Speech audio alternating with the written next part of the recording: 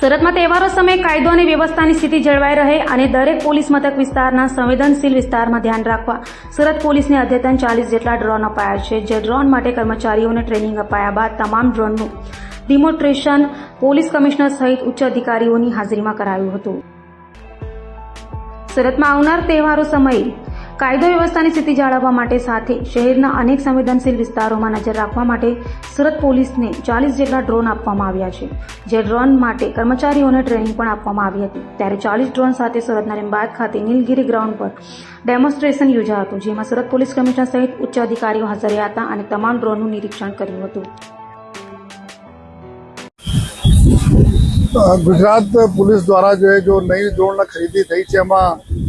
माननीय DGP office तरफ 8 जेटला drone सूरत शहर में फाळवामां आवेला छे अने 12 जेटला ड्रोन हमारे पास पहले आता, कुल 20 जेटला ड्रोन स्क्वॉड बनाववामां आवेला छे अने आ ड्रोन उपयोग करीने अमे लोको जो चाहे क्राउड मैनेजमेंट करवाना, ट्रैफिक मैनेजमेंट करवाना અને સાથોસાથ जो हमारा गुनाहित प्रवृत्ति करता लोग एवं विस्तारों है एना चारों बाजू थी ड्रोन नजर में राखीने अमे लोग जो सर्च कॉमिंग और सर्च ऑपरेशन करवाना चाहिए. तो आ एक फूटेज एना लईने एना एविडेंस तरीके जो कोर्ट में अमे लोग प्रस्तुत करवाना चाहिए अने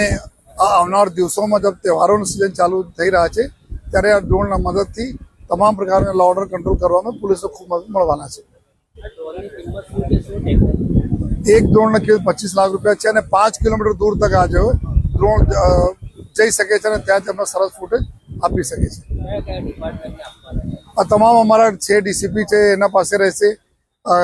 एसओजी पासे रहेशे, ट्रैफिक पासे अने क्राइम ब्रांच में आ ड्रोन ने फाळवणी थशे जेथी आ दररोज एना उपयोग थता रहे. आ प्रकार अमे लोकोने जो है ऑपरेशन अमे लोग नक्की कराय छीए.